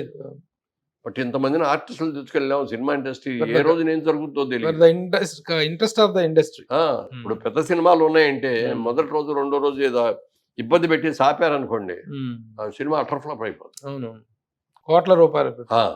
ఏదన్నా మాట్లాడితే రేపు మన సినిమా రిలీజ్ చేయనివ్వరు, అంత భయపడి బతికాం. ఇప్పుడు ప్రస్తుత పరిస్థితుల్లో ఇండస్ట్రీకి ఎలాంటిది జరగదు. డెఫినెట్ గా చాలా బాగుంటుందండి. ముఖ్యంగా నంది అవార్డులు. అన్ని అవార్డులు 2011 నుంచి పెండింగ్ ఉన్నాయి. అది 11, 12, 13 ఇచ్చారు సార్, అనౌన్స్ చేశారు సార్, ఇవ్వలేదు. తర్వాత మళ్ళీ 13, 14, 15, 16 అవి అనౌన్స్ చేశారు. మళ్ళీ 16, 17 నుంచి పెండింగ్ ఉన్నాయి. లెక్క కరెక్ట్ గా అది. ఎందుకంటే ఆ కమిటీలో నేను మెంబర్ గా ఉన్నాను. దీంట్లో చంద్రబాబు నాయుడు గారిని నేను అడిగాను, ఇట్లా 4 ఏళ్ళు అప్పటికి 4 ఏళ్ళు పెండింగ్ లో ఉన్నాయండి, మనం చేస్తే బాగుంటది అని అంటే, ఓ పని చేద్దామండి, 4 రోజులు ఊరినే ఒక రోజు సాయంత్రం చేయటం కాదు, 2 days 3 days మనం పెట్టుకుందాం. ఇబ్రహీంపట్నం దగ్గర అడ్ రోడ్డు దగ్గర ఈ కలయిక గోదావరి కృష్ణ కలయిక ప్లేస్ అక్కడ చక్కటి ప్లేస్ చేశారు. అది చాలా కార్యక్రమాలు కూడా చేశారు అక్కడ పెట్టుకుందాము. పెట్టి ఒక 3 days. ఎప్పుడు అడిగారు? ఎప్పుడు? అప్పటి సంగతి Okay. ఆయన ముఖ్యమంత్రిగా ఉన్నప్పుడు నేనే వెళ్ళి ఫాలో అప్ చేశాను. ఏమంటే నంది అవార్డ్స్ ఆగిపోతారండి. ఒక నంది నాటక అవార్డు మాత్రం అప్డేట్ గా జరిగింది. సినిమాలు జరగలా, టీవీలు జరగలేదు. అట్లా జరగలేదండి. పైగా మనం ఎన్టీఆర్ నేషనల్ అవార్డు అని పెట్టాం, అది అట్లాగే ఉందండి. చేస్తే బాగుంటుంది అంటే డెఫినెట్ గా చేద్దాం, చాలా పెద్ద ఎత్తున చేద్దాం. ఒక 2 days 3 days మార్నింగ్ నుంచి నైట్ దాకా కొన్ని ఓ పూట ఒక సంవత్సరానికి ఇద్దాం, సాయంత్రం పూట ఇంకో సంవత్సరానికి ఇద్దాం, నెక్స్ట్ డే ఇంకో మాదిరిగా ఇద్దాం, ఒక ఫెస్టివల్ లాగా చేద్దాం దాన్ని అన్నాడు. సరే మరి చెప్పండి, ఇది బాగుంది, ఐడియా కూడా బాగుంది, అలా చేద్దాం అన్నాను. మరి అప్పుడున్న ప్రయారిటీస్ లో వచ్చిన ప్రాబ్లం తోటి చేయలేకపోయారు. ఇప్పుడు ఈ కనుక నిర్ణయం తీసుకుని ఆయనకి డెఫినెట్ గా నంది అవార్డులు పునరుద్ధరిస్తారనేటువంటి నమ్మకం అయితే ఉందండి. అంటే జరిగితే ఇందులో కీలక బాధ్యత మీకే ఉండబోతుంది అనేటువంటిది కూడా ఇండస్ట్రీ వల్ల అభిప్రాయం. ఎందుకంటే గతంలో ఎఫ్డీసీ చైర్మన్ గా చేసినప్పుడు చేసాం. మీరు చాలా నంది సమర్థవంతంగా అవార్డ్స్ ఎంత నిర్వహించారు. సమర్థంగా చేసామంటే చేశారు. ఎన్టీ రామారావు ముఖ్యమంత్రి ఉన్నప్పుడు కానీ తర్వాత కానీ ఉమ్, ఎన్టీ రామారావు ఉండగా ఉగాది రోజు ఇచ్చేవారు నంది అవార్డ్స్. అవును. ప్రతి సంవత్సరం సంవత్సరాది పండుగ రోజున ఇచ్చేవారు. అవును. ఇక ఆ డేట్ మారేది కాదు. ఉమ్, పోస్ట్ పోన్మెంట్లు ఉమ్, ఇంక వెనక్కి రావడం ముందు రావడం ఈ నెల కుదరదు నెక్స్ట్ నెల అంటాం అనేది లేదు. సంవత్సరాది ఉగాది పండుగ వచ్చిన రోజున నంది అవార్డ్స్ అనేది ఉంటుంది. ఉమ్, అట్లా చేసాం. అవును. International festivals, children film festival ఎంత బాగా చేసాం. అన్ని చాలా అద్భుతంగా చేసాం. ఉమ్, ఎందుకంటే చంద్రబాబు నాయుడు గారు ముఖ్యమంత్రిగా ఉన్నప్పుడు డిలే ఉన్నాయి చేయొచ్చు. ఉమ్, ఇప్పటి నుంచి మళ్ళీ చేయొచ్చు. ఉమ్, జగన్మోహన్ రెడ్డి గారు ముఖ్యమంత్రిగా ఉన్నది మనకి ఏ అధికారంతో చేస్తాం మనం? ఉమ్. మనకు చేయడానికి అవకాశం లేదు. దానికి అధికారం ఏముంది? అట్లా కాదుగా, ఉమ్. వాళ్ళ హయాంలో చేయిందని మనం ఎట్లా చేస్తాం? అది అధికారంలో చెయ్యలేదు కాబట్టి ఆ అధికారం దాన్ని గుర్తు చేస్తూనే అదే, చేయొచ్చు. దాని కళాకారులకు దానికి ఇదేం consequences లేదు. అది discuss చేయాలి. Discuss matter off to matter discuss చేసి ఏ ఒక్క సంవత్సరం అయినా కూడా సరే pending మనం ఉంది. చేద్దాం ఉమ్. అంటే చేద్దామంటే చేయొచ్చు. వద్దనేవాడు ఎవడో లేడు. ఎవరు లేరు. అందరూ అంటే చేస్తారు. అన్ని అంత స్థాయిలో చేయకపోయినా um. Only media and the award అదే, విన్నర్స్ అదే. అనేటువంటి కాన్సెప్ట్ వరకు చేసేసి ఒకటి మాత్రం గ్రాండ్ ఫంక్షన్ కంక్లూడింగ్ ఫంక్షన్ మాత్రం గ్రాండ్ గా పబ్లిక్ ఫంక్షన్ గా చేయటం, మిగతా అన్ని కూడాను ఒక ఇదిలో చేసేటువంటి అదే. అవకాశం ఉంది. అది మీ మీద ఆ బాధ్యత ఎక్కువ ఉంటుందని చెప్పేసి ఇండస్ట్రీ కూడా విశ్లేషిస్తుంది. ఎందుకంటే మీరు గతంలో చేసినటువంటి అదే, పోర్ట్ఫోలియో మనకున్న కాబట్టి గత అది- అనుభవం ప్రకారంగా చంద్రబాబు నాయుడు గారు ఆ బాధ్యత నాకు ఇస్తే డెఫినెట్ గా చేస్తాను. అందులో డౌట్ లేదు. బాగా చేస్తాం, బ్రహ్మాండంగా చేస్తాం. అది ఎలా చేయాలి అన్నది పరిశ్రమ పెద్దలతో కూడా కలిసి కూర్చొని ఉమ్. పాతవి కూడా ఉన్నాయి, ఈ కొత్తవి ఎన్ని ఉన్నాయి, మరి ఆ జగన్మోహన్ రెడ్డి గారి గవర్నమెంట్ లో ఉన్నాయి, ఉమ్. అన్ని కలిపి చేయాలా లేకపోతే అవి వదిలేసేసి చేయాలా, మిగిలిన అయితే చేయాలనేది ఉమ్. దీనికి ఒక కమిటీ కూడా ఫామ్ చేసి ఆ కమిటీ చేయాలి. ప్రకారం కాబట్టి చేయాల్సిన కూడా అవసరం. ఎందుకంటే ఉమ్. ఇప్పుడు ప్రయారిటీస్ ప్రకారం చూసుకుంటే క్యాపిటల్ది అవును. అమరావతి అవును. మొదలు పెట్టించి అవును. నన్ను వెళ్ళి ఉమ్. కూలంకషంగా ప్రతి ఇంజనీర్లు కూడా అడిగాడు, ఉమ్. ఈ గవర్నమెంట్ తప్పు చేస్తా అంటే మీరు చెప్పక్కర్లేదా? ఉమ్. గవర్నమెంట్ సజెస్ట్ చేయాలి కదా, ఉమ్. ఇది వెంటనే చేయకపోతే ఇంత నష్టం వస్తుంది అని చెప్పి ఉమ్. వాళ్ళు జరిగిన నష్టాన్ని చేయడానికి 1 year అదే పడుతుంది. ఉమ్. ఆ? ఈ మిగిలిందంతా ప్లాన్ చేస్తే మినిమం 4 years పడుతుంది. సార్ ఒక సజెషన్ కూడా చేయొచ్చు సార్. మనం నంది అవార్డ్స్ విషయం, ఎందుకంటే ఆ కమిటీలో మొదటి నుంచి ఉన్న వాళ్ళం, మీతో పాటు పనిచేసిన వాళ్ళం కాబట్టి ఇప్పుడు ఇంతమందిని ఇక్కడ నుంచి తీసుకెళ్లిపోయి విజయవాడలో ఆ స్థాయిలో భారీ స్థాయిలో చేయాల్సినటువంటి అవసరమే లేదు. అనౌన్స్డ్ కాబట్టి 2016 దాకా అనౌన్స్డ్ కాబట్టి అవి ఇక్కడే ఒక ఫంక్షన్ చేసేసి ఇండస్ట్రీ వాళ్ళందరూ ఇక్కడే ఉంటారు కాబట్టి ఇండస్ట్రీ ఇక్కడ ఉంది కాబట్టి ఇక్కడ చేయటం అనే ఆలోచన చాలా కరెక్ట్. ఉమ్. కానీ ఉమ్మడి రాజధాని అయిపోయింది మనది. ఆ, ఇవాళ పొరుగు రాష్ట్రం అయిపోతుంది మనకి. అవును. ఎందుకంటే ఒక్కోసారి కావాలంటే 3 నెలలకు ఒకసారి ఉమ్. ఫంక్షన్స్ లాగా పెట్టి, ఓ ఫంక్షన్ వైజాగ్, ఓ ఫంక్షన్ ఇక్కడ, ఓ ఫంక్షన్ అనంతపూర్, ఓ కర్నూలు, ఉమ్. అట్లా 3 ఫంక్షన్స్ లాగా డివైడ్ చేసేవచ్చు. కానీ ఉమ్. పోనీ అలాగైనా ఇక్కడ సరే. చేస్తామంటే మన ఉమ్. రాష్ట్రం కాదు ఇప్పుడు. ఉమ్. అడిగితే కాదని అనరు, డెఫినెట్గా ఇక్కడ చేసుకొని బ్రహ్మాండంగా ఉంటుంది అని అంటారు. ఆర్టిస్టులకి అందరికి కన్వీనియంటే. అదే. కానీ మన రాష్ట్రం ఒక ప్రత్యేకమైన రాష్ట్రం అయిన తర్వాత ఉమ్. ఇవాళ మన ఫంక్షన్ మనం అక్కడ చేసుకోవాలి తప్ప ఉమ్. ఇక్కడికి వచ్చేయటం అనేది కరెక్ట్ కాదు. సినిమా ఇండస్ట్రీకి ఆ స్టేట్ ఈ స్టేట్ అనేది ఉండదు. ఉండదు ఉండదు. సినిమా ఈజ్ తెలుగు వాళ్ళు ఎక్కడ ఉన్నా తెలుగు వాళ్ళు అందరికి తెలుసు. ఇవాళ మన సినిమాలు ఒక తెలుగు సినిమా కాదు, ఒక ఇంటర్నేషనల్ లెవెల్ సినిమాలు చేస్తున్నాం ఇవాళ మనం. ఉమ్. సినిమాలు, మన దేశ సినిమాలు వరల్డ్ వైడ్ ఒకేసారి రిలీజ్ అవుతాయి. అవును. Pan India cinema Pan India pan cinema. World అవుతుంది. అన్ని లాంగ్వేజ్లో కూడా వచ్చేస్తాయి. అవును. ఇవాళ ఈ పరిస్థితుల్లో జాగ్రత్తగా చేయాలి, బాగా చేయాలి. మురళీమోహన్ గారు తెలుగుదేశం పార్టీలో ఆ రోజు నుంచి ఈ రోజు వరకు కూడాను ఒక క్రియాశీలకమైనటువంటి వ్యక్తి, ఒక ప్రముఖమైనటువంటి వ్యక్తి. ఇక ముందు మీది ఏదైనా పాత్ర ఉంటుందా? క్రియాశీలక రాజకీయాలకు నేను దూరము, నేను రిటైర్ అయ్యానని చెప్పారు. కానీ ప్రస్తుతం ఉన్నటువంటి పరిస్థితులు ఆహ్వానం తగినట్టుగా ఉన్నాయి. ఎలాంటి పాత్ర మీరు పోషించబోతున్నారు? అదేమి అట్లా చంద్రబాబు గురించి ఇదిగో ఈ బాధ్యత మీరు చేయండి అంటే చేయడానికి నేను సిద్ధంగా ఉన్నాను. ఉమ్. అంతేగాని నేను ఇనిషియేట్ తీసేసుకొని నేనే వెళ్ళిపోయి అది చేద్దామండి ఇది చేద్దామండి అని చెప్పడానికి లేదు. ఉమ్. కాబట్టి ఆయనకున్న ప్రయారిటీస్ దృష్టిలో పెట్టుకొని, సార్ ఇది కూడా ప్రయారిటీ పెట్టుకోండి, ఉమ్. ఇది కూడా చేయాలి మనం ఉమ్. అనేది మాత్రం నేను జ్ఞాపకం చేస్తాను ఆయన. మీరు కలిసారా మళ్ళీ? లేదు, ఇంకా నిన్న కలుద్దాం అనుకున్నాను. నేను విజయవాడ వెళ్ళాను, ఉమ్. ఆయన ఏమో పోలవరం వెళ్ళారు. చివరిగా ఇంకో ప్రశ్న, పవన్ కళ్యాణ్ చాలా కీలకమైన శాఖలు ఇవ్వటం జరిగింది. ఉప ముఖ్యమంత్రి అనేటువంటి చాలా ఇచ్చారు. ఆయన పర్ఫార్మెన్స్ ఎలా ఉంటుంది? మనకు యాక్టర్గా తనకున్న క్రేజ్ ఏమిటో మనకు తెలుసు, యాజ్ అన్ యాక్టర్గా ఒక స్టార్గా తెలుసు. బట్ పొలిటికల్ పర్సనాలిటీగా, రాజకీయవేత్తగా ఎలాంటి పర్ఫార్మెన్స్ ఇస్తాడని మీరు అనుకుంటున్నారు? కొంచెం ఇమోషనల్ పర్సన్ కదా. అదే ఎమోషనల్ పర్సన్. ఇదివరకు ఎన్నిసార్లు ఎంత ఎమోషనల్ గా మాట్లాడాడో, ఎంత చేశాడో తెలుసు. ఏదో చిరంజీవి గారిని ఎవడో ఏదో అంటే గన్ పట్టుకొని వెళ్ళిన సందర్భంలో కానీ, ఇవాళ పరిణితి చెందిన నాయకుడు ఉన్నాడు. అతను చాలా ఇప్పుడు గెలిచిన తర్వాత అనొచ్చు కదా, ఉమ్, నన్ను ఇట్లా అన్నారు రండిరా అని పిలవచ్చు. ఉమ్, కానీ ఉమ్, ఎంత గౌరవంగా ఉండాలో అంత ఉన్నాడు. ఉమ్. ఎవరిని విమర్శించట్లేదు. వద్దంటున్నాడు మెయిన్. వద్దండి నిప్పు మీద నీళ్లు చల్లుతాడు, అభిమానుల ఆవేశం మీద నీళ్లు ఆవేశం చల్లుతాడు. వద్దని అన్నాడు. ఉమ్, అన్ని కూడా ఉన్నాయి. ఉమ్, తర్వాత ఏమో చంద్రబాబు నాయుడు గారికి ఎంత గౌరవం ఇవ్వాలో ఆయన ఇస్తున్నాడు. ఉమ్, ఆయన్ని మీకు ఎంత ప్రేమగా చూడాలో, ఎంత అభిమానంగా చూడాలో, ఎంత వాల్యూ ఇవ్వాలో అని ఆయన ఇస్తున్నాడు. ఉమ్, అన్ని బాగా జరుగుతున్నాయి, డెఫినెట్గా బాగా జరుగుతుంది. ఉమ్, ఎందుకంటే ఉమ్. కూటమిలో 3 పార్టీలు ఉన్నా మెయిన్గా ఈ రెండే. ఇదండి. బీజేపీ కూడా ఉంది, బీజేపీకి స్థానం ఉంటుంది. అది వాళ్ళకి మినిస్ట్రీస్ ఏం రావాలో అవి ఇస్తారు, అది వాళ్ళే సెలెక్ట్ చేసుకుంటారు ఎవరికి మినిస్ట్రీ ఇవ్వాలి అనేది గవర్నమెంట్. నందమూరి ఫ్యామిలీతో విశేషమైన అనుబంధం కలిగినటువంటి వ్యక్తి మీరు. చంద్రబాబు నాయుడు గారు, లోకేష్, బాలకృష్ణ గారు, పురంధరేశ్వర్ గారు, ఇద్దరు అల్లుళ్ళు, భరత్, వీళ్ళంతా ఇంతమంది ఆ ఫ్యామిలీలో నుంచి ఎలక్ట్ అవ్వటం. ఒకప్పుడు ఇదంతా వెన్నుపోటు పొడిచిన బ్యాచ్ అనేటువంటి పేరున్నటువంటి ఫ్యామిలీ ఇదంతా. వీళ్ళందరూ కూడా ఆ ఇదిలో ఉన్నారు, ఆ అపనింద మోస్తున్నటువంటి వాళ్ళు. వీళ్ళందరూ ఈ రోజున ఒక చక్కని పొజిషన్లో అధికారంలోకి రావటాన్ని మీరు ఎలా చూస్తారు? అంటే మొన్న మినిస్ట్రీస్ ఇచ్చి ఒకసారి చూస్తే చంద్రబాబు నాయుడు గారి విజ్ఞత మనకు అర్థం అవుతుంది. బాలకృష్ణ గారు చూసుకుంటే, బాలకృష్ణ గారు పెద్దలుడు లోకేష్ అనుకోండి, రెండోరుడు భరత్, వాళ్ళందరూ బ్రహ్మాండమైన మెజార్టీ గెలిచారు. చదువుకున్న వాళ్ళు చాలా ఇది ఉన్నది. మినిస్ట్రీస్ ఇవ్వచ్చు. బాలకృష్ణ గారికి కూడా మినిస్ట్రీ ఇవ్వాలి, భరత్కి కూడా ఇవ్వాల. ఒక లోకేష్ మాత్రం ఇచ్చారు. ఇంకా తప్పితే ఇంకెవరికి ఆ ఫ్యామిలీలో ఎవరికి ఇవ్వలేదు. గుర్తు చేసుకోండి. ఆయన కన్నా ఆ ఫ్యామిలీ అన్ని చేసేడితే ఇదిగో మిగిలిన చోట్ల వచ్చినట్టుగా ఆయన కూడా ఫ్యామిలీ అంతా వాళ్ళే చేసుకుంటున్నారు, ఇది చేస్తారు, ఆడే పంచుకున్నారు అనే మాట వచ్చేది. అందుకని అందరినీ కన్విన్స్ చేసి ఎవరికి కూడా ఫ్యామిలీలో ఎవరికి ఇవ్వలేదు కదా, ఒక్క లోకేష్కి మినహాయిస్తే ఇంకెవరికి ఇవ్వలేదు. న్యాయంగా 3 సార్లు గెలిచాడు బాలకృష్ణ గారు. ఉప ముఖ్యమంత్రి ఇవ్వచ్చు ఆయనకి న్యాయంగా. ఎన్టీ రామారావు అబ్బాయి, ఎన్టీఆర్ గారు వారసుడు, ఉప ముఖ్యమంత్రి ఇచ్చి మంచి ఇది ఇవ్వచ్చు. లోకేష్ ఇతనితో పాటు పవన్ కళ్యాణ్తో పాటు ఈయనకి ఇవ్వచ్చు అని అది కూడా వద్దనుకున్నాడు. ఎందుకంటే డిఫరెన్స్ ఆఫ్ ఒపీనియన్ రాకూడదు. ఇది మనం ఎంత చక్కగా కలిసి ఉన్నాం, ఇది చివరిదాకా ఈ కలిసి ఉండాలి.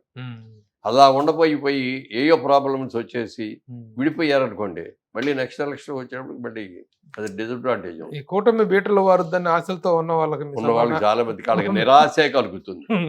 కూటమి రోజు రోజుకి కూడా స్ట్రాంగ్ గా అవుతుంది. కాంక్రీట్ కంటే కూడా బలమైన కూటమిగా ఉంది. ఎవరు ఏం చేయలేరు. కేంద్రంలో కూడా మంచి సపోర్ట్ ఇవాళ మనకి ఇంత మెజార్టీతో గెలిచామని ఇక్కడ అనిపిస్తే, రెండో విధంగా ఆలోచిస్తే, మన స్వార్థంగా ఆలోచిస్తే బీజేపీకి ఆ లెవెల్కి తగ్గటం మనకి అడ్వాంటేజ్. వాళ్ళ బీజేపీలో మనం తెలుగుదేశం అనేది కలవకపోతే గవర్నమెంట్ లేదు. చంద్రబాబు నాయుడు గారికి చాలా ఆఫర్లు వచ్చినాయి, ప్రైమ్ మినిస్టర్ నీకు ఇస్తాం వచ్చి కలువు అని. నాకు అక్కర్లేదు, నాకు కావాల్సిన మా కూటమి పేరుతో నేను గెలిచాము, అందరం కూటమితోనే ఉంటాను తప్ప ఇంకో చోటకి వెళ్ళం అని చెప్పి అన్నీను. నాకు అసలు కావాల్సిన ప్రైమ్ మినిస్టర్ అవ్వాలంటే నేను ఎప్పుడో అయ్యి ఉండేవాడిని. నాకు అసలు ఆశ కూడా లేదు. నాకు ముందు నా స్టేట్ బంగారమైన స్టేట్లో కదా నేను చెయ్యాలి అనేది దాన్ని బట్టి కాన్సన్ట్రేషన్ అంతా. వాజ్పేయిని కానీ ఏకే గుజరాల్ కానీ ప్రైమ్ మినిస్టర్ చేయటంలో కీలక పాత్ర పోషించినటువంటి వ్యక్తి. Very good sir. ఇవాళ మళ్ళీ ఆ ఇంపార్టెన్స్ వచ్చింది చంద్రబాబు నాయుడు గారికి, ప్రాధాన్యత. లాస్ట్ టైం ఒక 3 months క్రితం 6 months క్రితం ఢిల్లీ వెళ్ళి ఏదైనా మీటింగ్ పెట్టి ఎవరు పట్టించుకునేవారు కాదు, ఎవరు ప్రసాద్ వచ్చేవాడు కాదు. అదేమంటే సార్ మాకు రిస్ట్రిక్షన్స్ ఉన్నాయి, మీకు తెలియదే ఉంది అది ఇది అన్నారు. ఎప్పుడైతే కూటమి కలిసిందో, ఎక్స్ట్రాడినరీ మెజారిటీస్ వచ్చినాయో, అసలు ఆల్ ఇండియా లెవెల్లో ఎక్కడ చూసినా ఢిల్లీ పేపర్స్, నేషనల్ పేపర్స్ అన్నింటిలో ఈయన గురించి, ఈయన ఇంటర్వ్యూలు ఎన్ని వచ్చాయి. సో అన్ని మంచి సుఖములే, కోరిక తీరే దీవెనలే అన్నట్టుగా అలా చాలా బాగుంది. అంటే ప్రాస్పెరట్స్ గా విజ్ఞత తెలుగు వాళ్ళు డబ్బులు ఇస్తేనే డబ్బులు కమ్ముడిపోతారు అనే దాన్ని కాకుండా, మా దగ్గర బోర్డులో ఎంత కావాలంటే అంత పారేస్తాం, మేమే గెలుస్తాం అన్నది, డబ్బులు కాదు ముఖ్యం అనేది ప్రూవ్ చేశారు. విజయవాడలో మీ వెంచర్ ఏ పరిస్థితిలో ఉంది, ఇప్పుడు ఎలాంటి ఊపు వచ్చింది? అదే ఇప్పుడు ఎంక్వైరీలు బాగా పెరిగినాయి. ఈజీగా నేను అనుకోండి నెక్స్ట్ 2-3 monthsలో అది క్లోజ్ అయిపోతుంది. ఎందుకంటే బాగా కట్టాం, ఇప్పుడు అందరూ కూడా వెళ్ళి అందులో ఉండగలిగే స్టేజ్లో అన్నీ ఉన్నాయి, అన్ని ఫెసిలిటీస్. ఇప్పుడు మిగతా అందరికీ కూడా రిహాబిలేషన్ వస్తుందండి, అందరికీ వస్తాయి. వెనక ముందు అన్ని ఇప్పుడు మన చంద్రశేఖర్ గారు ఫేమస్ గుంటూరు ఎంపీ, ఆయన 3 అపార్ట్మెంట్లో ఉంటున్నాడు. ఆయన నా ఒకే ఫ్లోర్లో 4 అపార్ట్మెంట్ 4 కావాలని అడిగాడు ఆయన, కాకపోతే ఎక్కడ 4 లేవు.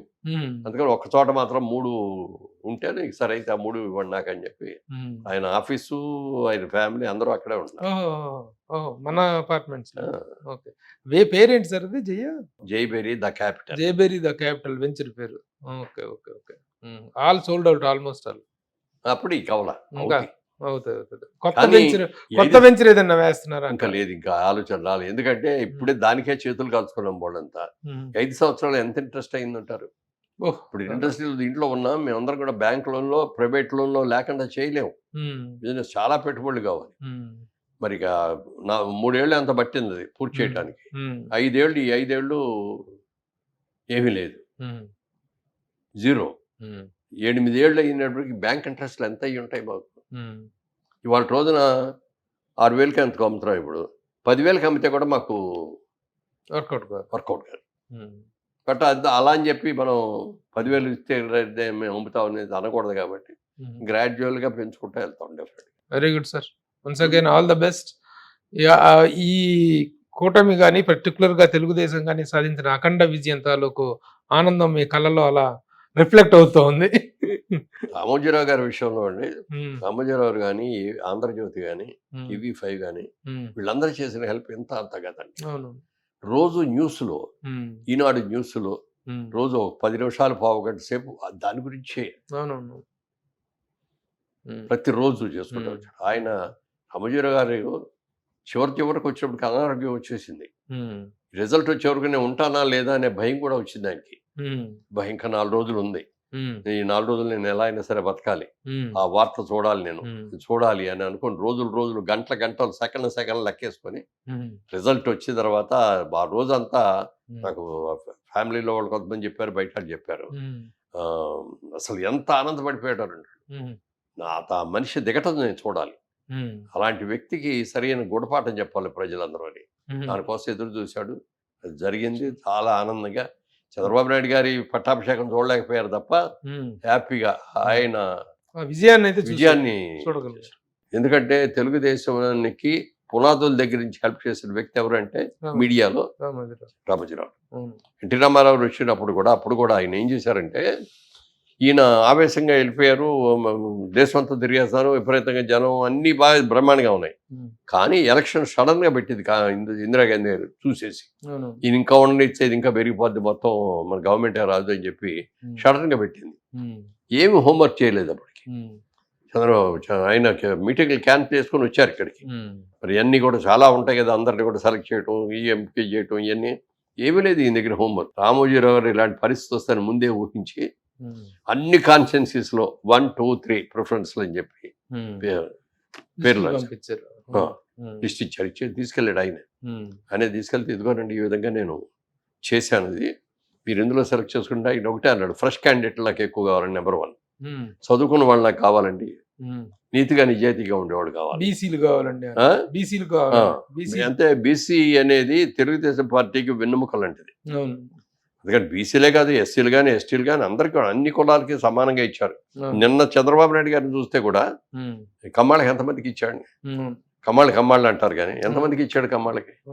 కమ్మాళ్ళకి నష్టమే జరిగింది అంటారు రామారావు గారి వల్ల, చంద్రబాబు నాయుడు వల్ల. నిజంగా చెప్పాలంటే అది ఇదే మేము ఇదివరకు ఉన్నట్టుగానే ఉండేదే, ఎంత ప్రిఫరెన్స్ ఉండేది తెలియలేండి. అది మనకి ఇది కాదు కదా, మనకి పదవులు ఎన్ని వచ్చి పదవులు కాదు ముఖ్యం, పదవులు ఎంటపడవు, పదవులు మన ఎంట పడాలి కానీ మనం పదవులు ఎంటపడకూడదు. మరి రాజశేఖర రెడ్డి గారి గవర్నమెంట్లో కానీ జగన్మోహన్ రెడ్డి గారి గవర్నమెంట్లో కానీ ఎంతమంది ఆ కాస్ట్కి కమ్యూనిటీకి ఇచ్చారు సీట్లు? అవును, ఈ పదవి వీటి ముఖ్యంగా నామినేటెడ్ పదవులు కానీ కార్పొరేషన్ గవర్నమెంట్ పదవులు, అడ్వైజర్లు కానీ చైర్మన్లు కానీ అన్ని వాళ్ళే కదా. అంతమంది ఉండి అన్ని సలహాదారులు ఉండి ఏం జరిగింది? డబ్బులను హంగామాలు పనిచేయవండి. ప్రజలు చూస్తున్నారు, వాళ్ళు చాలా ఎడ్యుకేటెడ్ అయ్యారు, చాలా రాజకీయ చైతన్యం ప్రతి ఒక్కళ్ళలోనూ వచ్చింది. అందుకే ఈ రిజల్ట్ ఇచ్చారు. మామూలుగా చెప్పుచ్చు కొట్టుతారంటారు కానీ ఓటుతో కొట్టారు. Very good sir. ఇంట్లో ఎంతో మంది ఎన్నో కష్టాలు పడి ఎన్నో సహకారం చేసిన వాళ్ళందరికి కూడా ఈ ఇంటర్వ్యూ ద్వారా వరల్డ్లో ఉన్న వాళ్ళందరికీ కూడా నా హృదయపూర్వకంగా అభినందనలు, కృతజ్ఞతలు తెలియజేస్తారు. Okay sir, thank you. Suman టీవీలో మీ పర్సనల్ అండ్ బిజినెస్ ప్రమోషన్స్ కోసం కింది నెంబర్కి కాంటాక్ట్ చేయండి.